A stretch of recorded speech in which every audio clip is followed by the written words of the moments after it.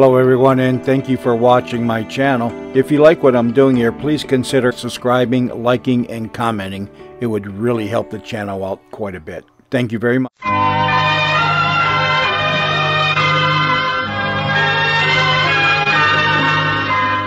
love the halls of ivy that surround us here today, and we will not forget though we be far. Welcome to Ivy, the town of Ivy and Ivy College. It is coeducational and non-sectarian, and its age is indicated by the fact that until recently, the curriculum required 2 years of Greek.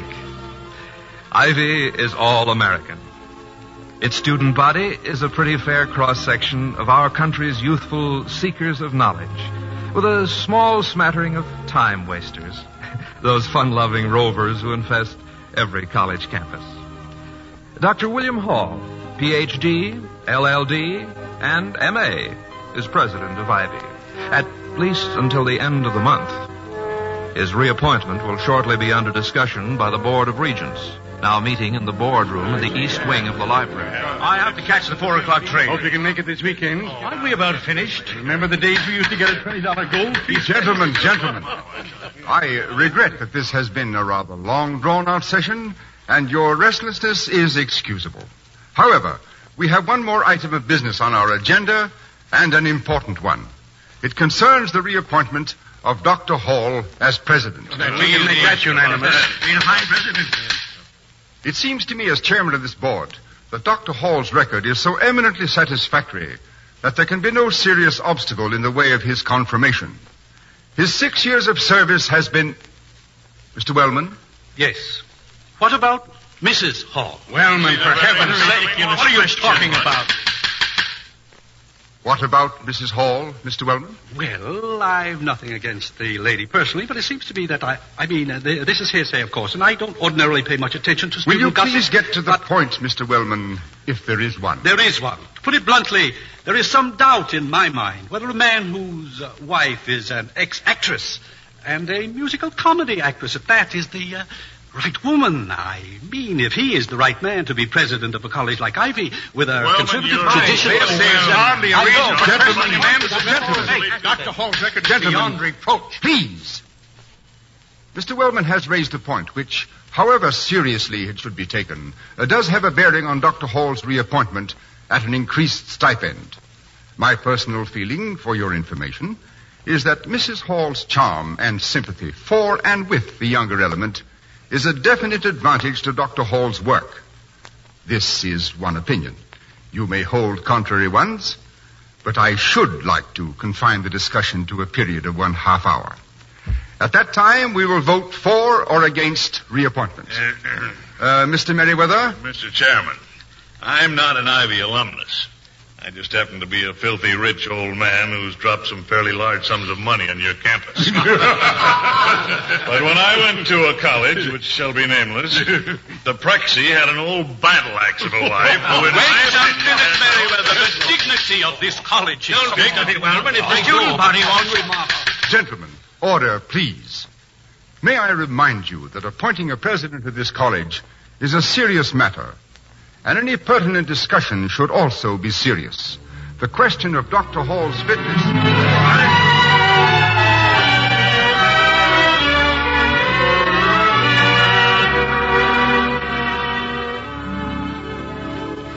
Toddy, dear, must you pace back and forth like that? Like a hyena in a zoo? A hyena? That's a rather rude comparison, Victoria. A hyena is a nasty animal. If we must be zoological, let me be something a little more noble. A tiger. A lion. That's what you are. The king of the beasts. Well, thank you. And like a lion, you must be brave, dear. My dear woman, bravery in a college president, even in a former college president... No, don't say that. Well, it could happen. But as I was saying, bravery in a college president is a superfluous virtue. Practically the only virtue not absolutely required. College president must watch over his young, play politics, and be begging constantly for money. He must be a combination babysitter, ward healer, and panhandler. And you love it. God help me, I do. Anyway, a situation such as this calls for more patience than courage. If the regents of this college... What do you suppose they're doing at their blasted board meeting? Playing for cheesy... Now, temper, Toddy, temper. Successful babysitters and panhandlers never lose their tempers. I know. And will you please try not to call me Toddy, even in these sacred precincts? Someday you'll use it in front of some eager young beaver in the School of Journalism. 3 weeks later, they'll find me at my desk with a hole in my head and a smoking pistol in my hand. I'll try, dear. I know what the cheerleaders would do with it, too. Now tell me, how do they notify you that you're to be booked for another term? Booked is hardly the word, Victoria. I am not a juggling act. Well, we all have our professional phrases, dear. You know, sometimes I think... Well, here it is. Te morituris salutami. What does that mean? It means here's mud in your eye from we who are about to be reappointed or not. Latin. Well, let's get it over with. I'll let them in, and you be busily reading your fan mail. Or something. Hello, Mrs. Hall. Gee, I'm glad you're home. Can you give me a few minutes? Oh, well, frankly, Pushy, it's rather an awkward time, but what's the trouble? Oh, it's that waltz clog I'm doing in the Junior Follies. I can't seem to remember it. Would you brush me up a little? Ask them in, Victoria. Yes, dear. Come in, Pushy. Gee, I'm sorry to bother you all the time, Mrs. Hall, but the way you explain things, they're clear as crystal. And when I get up at rehearsal, Oh, hello, Dr. Hall. Hello, Morgan. Do you bring a message from the Board of Regents? No, sir, I don't. I've been trying to teach Pushy a dance for the Junior Follies, William. A waltz clog. He wants to brush up a bit. Really? Now? Yes, sir. The Junior Follies is only 9 weeks away. And I don't seem to be picking this stuff up very fast. Oh, that's a very modest statement, Pushy, and very truthful. Pull the rug aside while I put a record on. What were we using? Oh, the Sidewalks of New York, remember? I say, Victoria, I don't like to seem stuffy, but do you think that just at this particular time you could... It does sound a bit like fireworks at a wake, doesn't it? Well, I think I can put Pushy right in almost no time. Hey, look, if this is inconvenient, Mrs. Hall... I mean, if Dr. Hall is expecting something important... No. Please, go ahead. After all, this is an institution of learning. Am I in the way? Certainly not, dear. Just stand over there by the piano. Pushy has an unfortunate habit of flinging his feet sideways. It makes for a very loose line in the chorus. Now watch, Pushy. See? Now don't toss yourself about too much. Contain yourself. Economical movements. Move the shoulders as little as possible. Now you try it. Gee, it sure looks easy when you do it. Okay. 1, 2, 3. 1, 2, 3. 1, 2, 3. Now hold it, Pushy. Stop the music, will you please, William? Gladly. And may I say, Morgan, I don't think you do too badly. Well, thank you, sir.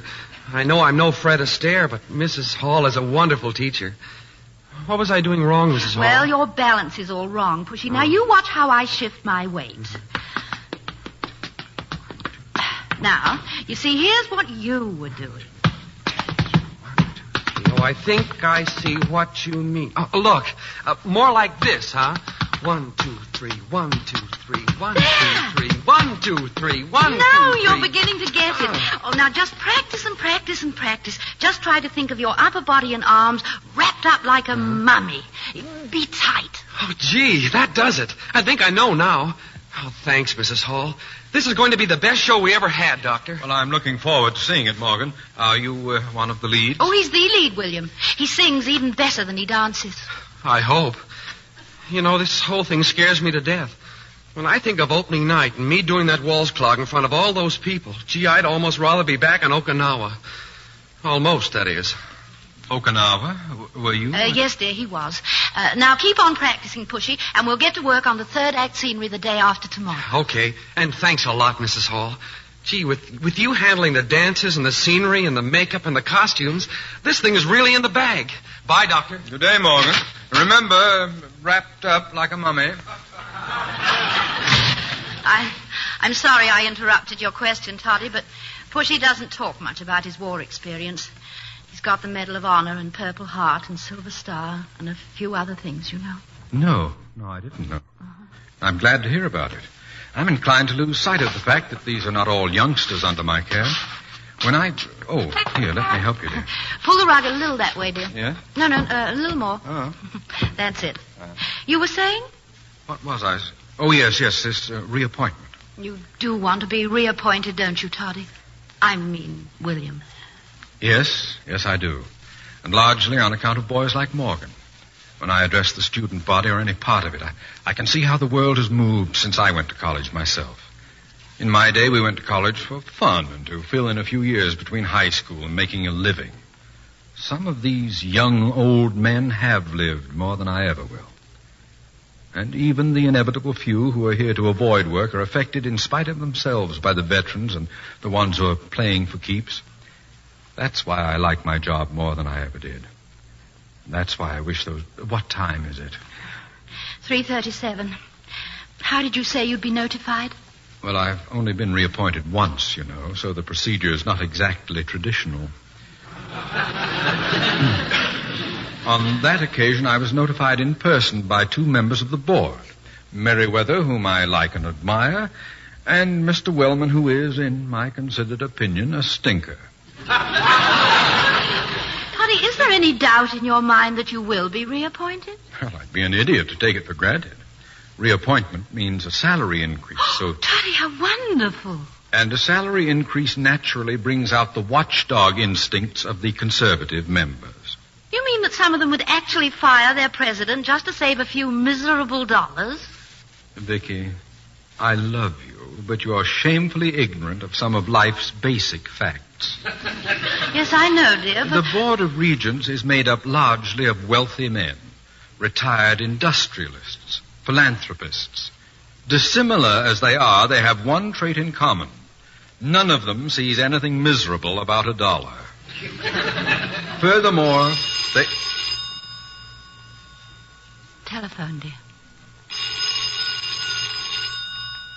Oh, Toddy, aren't you going to answer it? Let it ring.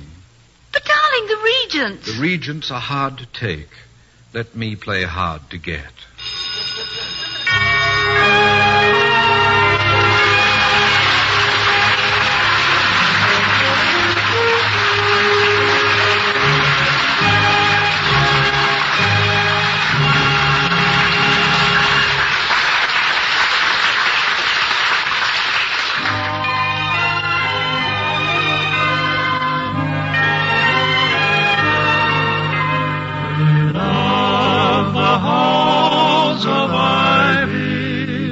That surround us here today.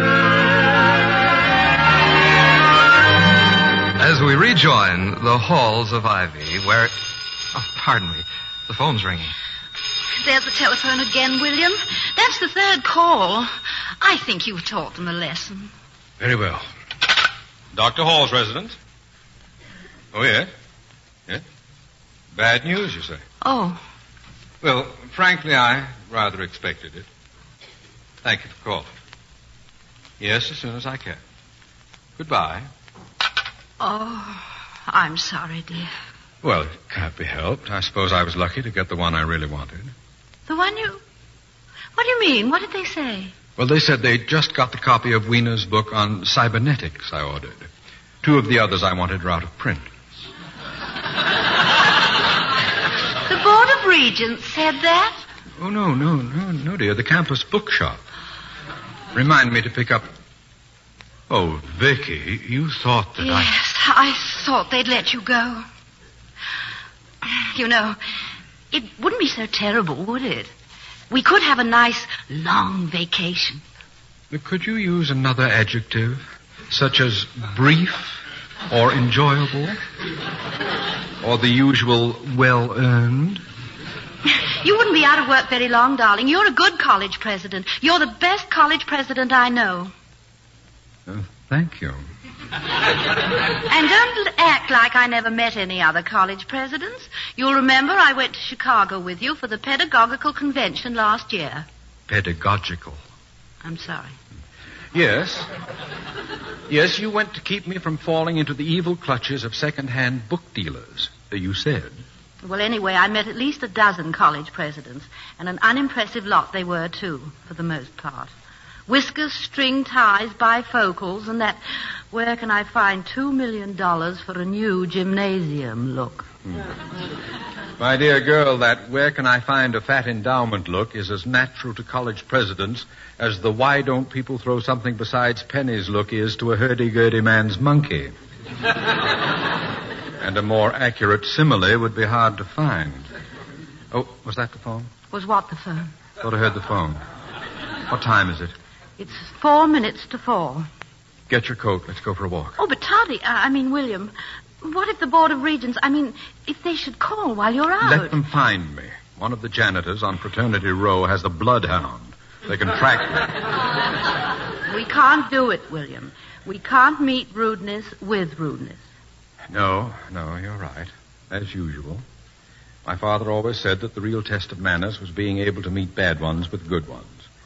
But blast their eyes, what do they find to discuss all afternoon? I'll bet Wellman has something to do with this. Wellman, the stinker?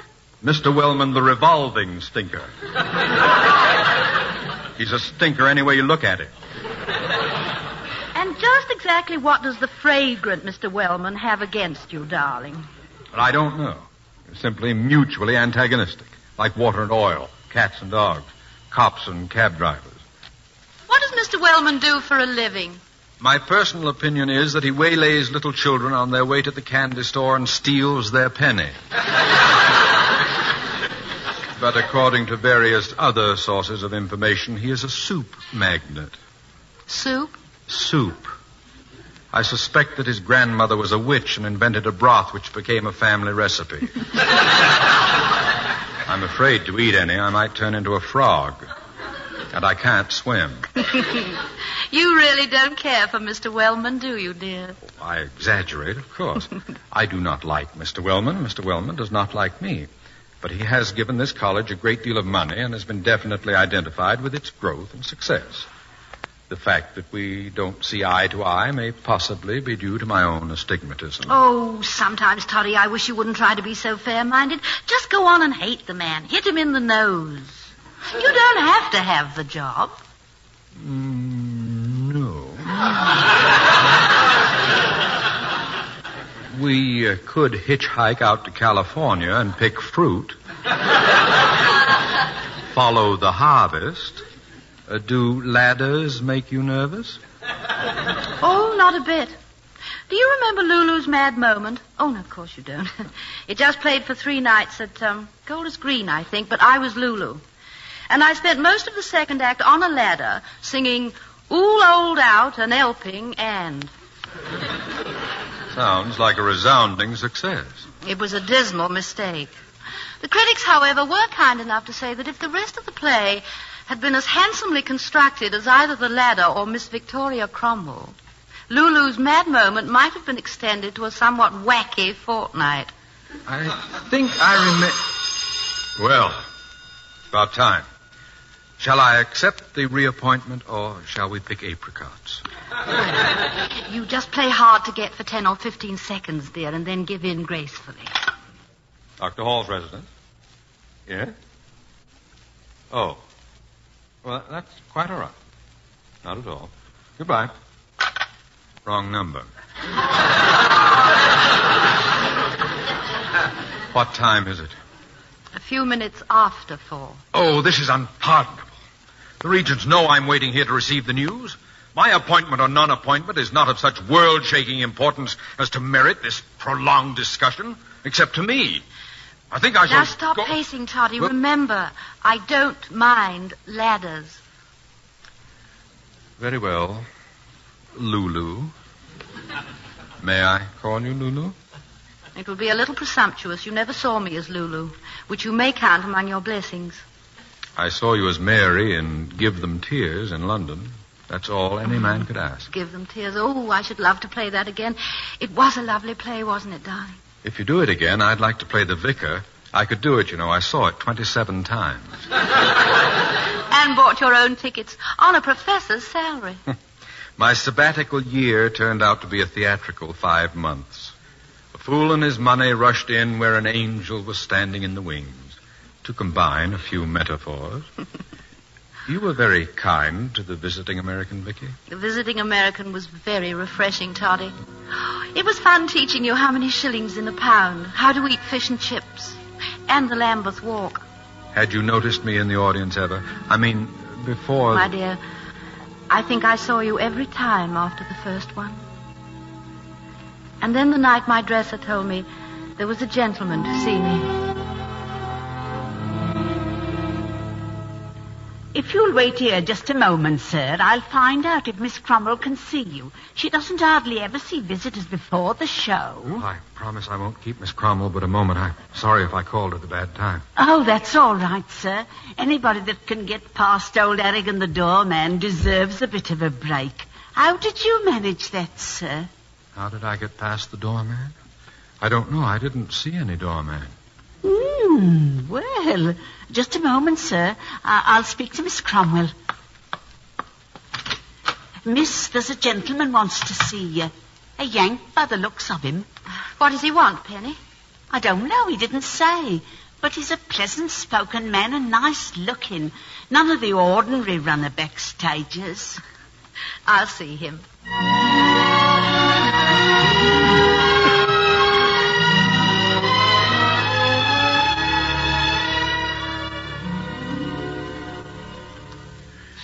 Miss Cromwell, I realize this is perhaps an imposition, but I'm leaving for the United States in a few days, and I felt I must tell you something. Yes, Mr. Hall?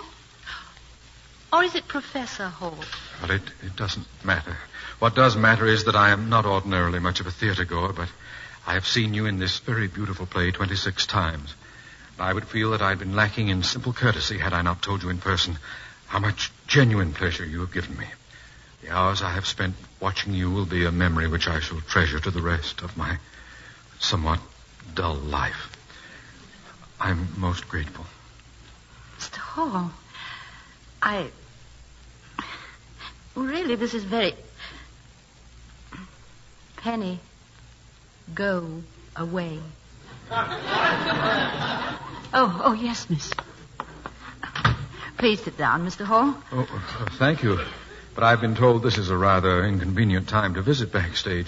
My ignorance of theatrical procedure is... Your ignorance of the rules, Mr. Hall, will not be used against you. And you don't want an autographed photo or an endorsement of some brand of petrol or to discuss a tentative new motion picture over champagne. None of those things, no. No, I merely wish to say thank you. I might also say that dressing room views of one's favorite actress are popularly supposed to be disillusioning. I'm always glad to help kick a superstition in the head.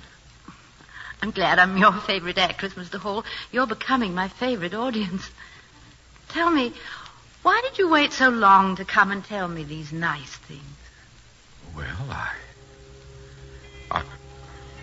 frankly, I hadn't the courage until tonight. And the thought of going home without hearing you speak to me in person was simply intolerable. So, thank you once more, and No, don't go, Mr. Hall. Sit down again. I want to talk to you some more. Anyone who thinks as highly of me as you do and says so beautifully is to me a very stimulating conversationalist. Well, Miss Cromwell, I wouldn't have mentioned this, but inasmuch as you have introduced the subject... Well... How would you like it inscribed, Mr. Hall? Oh, just say something like, with kindest regards to... How did you know what I meant? I think because I wanted you to want. Oh, good heavens, I'm sorry. I've overstayed. What was that, curtain time? Overture? Have I Darling, it's the doorbell. Well, I didn't mean to say... Toddy, darling, the doorbell. Answer the doorbell. The doorbell? The doorbell? Oh, yes. Oh, yes.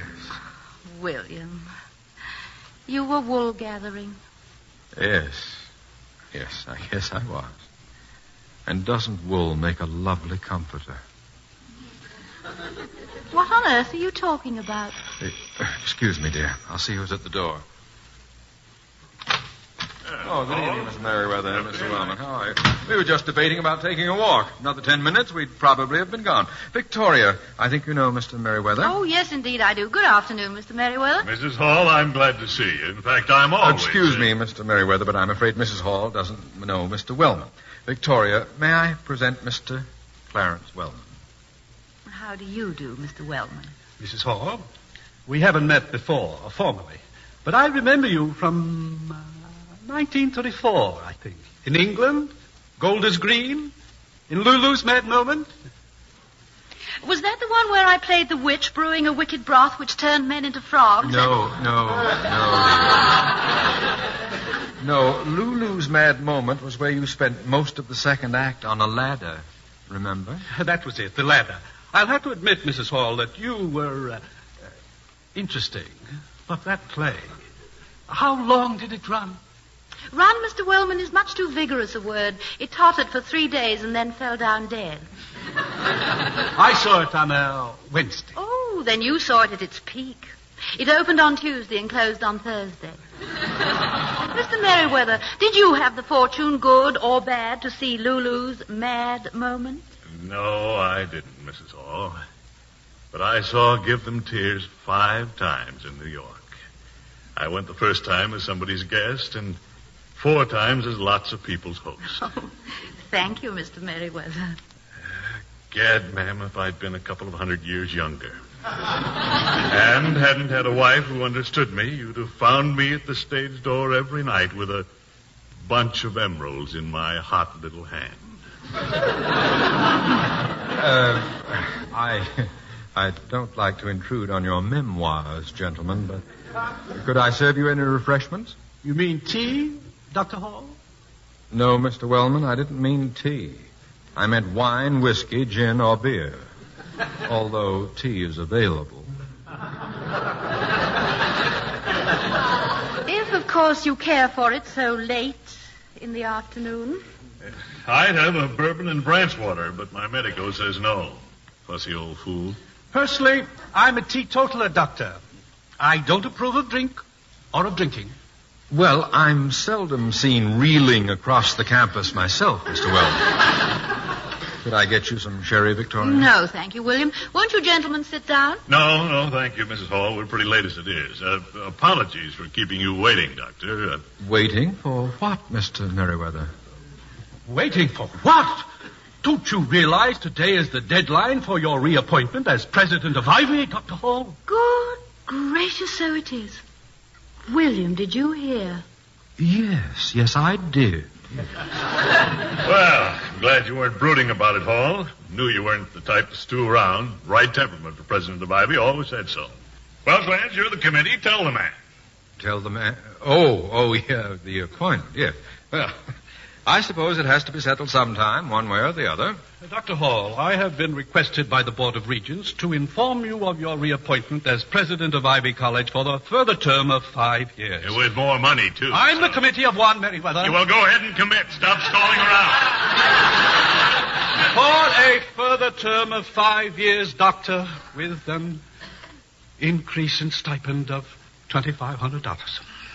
Thank you, Mr. Wellman. I presume I shall be notified formally.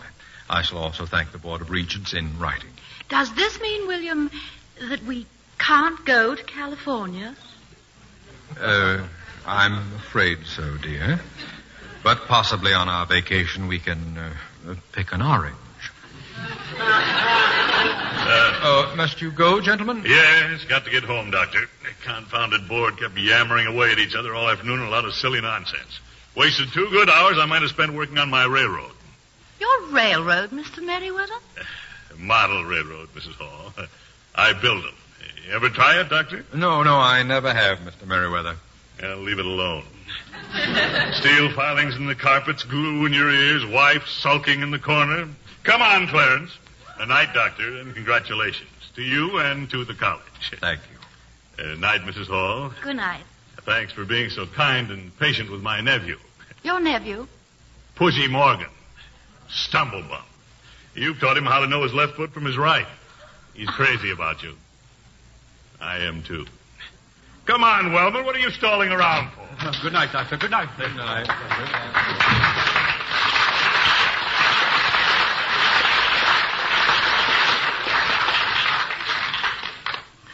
Congratulations, Doctor. Thank you, Lulu. You may come down from the ladder now. Oh, what an afternoon. I promise you I won't go through that again. Won't you, Toddy? 5 years isn't so long. Next time I'll be ready for them. I'll be equipped to laugh at them.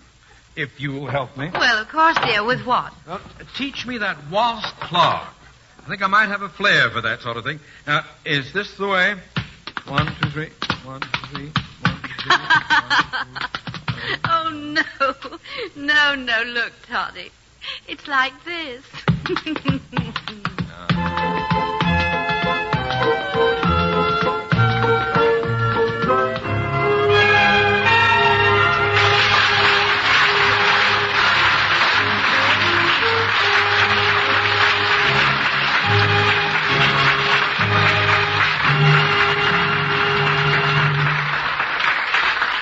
And those were the Halls of Ivy, as created for Ivy Productions by Don Quinn and directed by Nat Wolfe. The Halls are nice people, and we think you should know them better. Victoria is Edna Best. And Dr. Hall is Gail Gordon. The other residents of Ivy are Herbert Rawlinson, Gloria Gordon, Herbert Butterfield, Willard Waterman, Lee Menard, Norman Field, and Leo Clary. Henry Russell composed and conducted the music, and your announcer, Don Stanley. We all hope you'll come back to Ivy. Good night. The halls of Ivy that surround us here today, and we will not forget, though we be far, far away.